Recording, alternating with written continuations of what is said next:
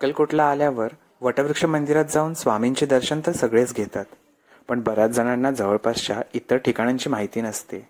चला तर मग आज आपण पाहूया अक्कलकोट येथील काही अशी प्रमुख ठिकाणे जिथे प्रत्येक भाविकाने आवर्जून भेट दिली पाहिजे.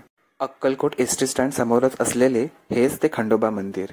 याच ठिकाणी स्वामी पहिल्यांदा अक्कलकोटात अवतरले आणि खंडोबा मंदिरापासून अगदी काही पावलांवर आहे सुंदर असे मल्लिकार्जुन मंदिर. इथे दर्शन घेऊन पुढे थेट चालत गेल्यास आपण पोहोचू चोळप्पा महाराजांच्या वाड्याजवळ.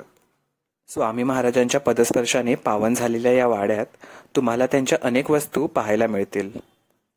वाड्याजवळच आहे स्वामींनी बांधून घेतलेले समाधी मंदिर, जिथे त्यांना त्यांच्याच आज्ञेनुसार समाधिस्थ करण्यात आले होते. इथून पुढे सुमारे 700 मीटर अंतरावर तुम्हाला लागेल बाळप्पांचा मठ म्हणजेच गुरुमंदिर.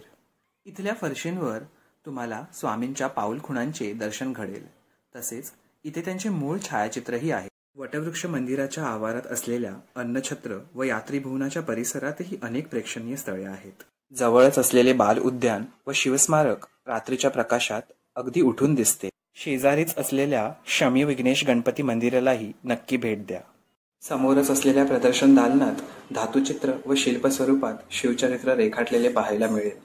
जवळच काही अंतरावर स्वामींचे जीवनचरित्र दाखवणारे भित्तिशिल्पही आहेत. या व्यतिरिक्त राजा फतेसिंहांचा जुना व नवीन राजवाडा देखील पाहण्यासारखा आहे. नवीन राजवाड्यामधील आर्मरी म्युझियमला सुद्धा तुम्ही भेट देऊ शकता. या सर्व स्थळांपैकी तुम्ही कोणकोणत्या ठिकाणी भेट दिलेली आहे ते कमेंटमध्ये नक्की सांगा. श्री स्वामी समर्थ.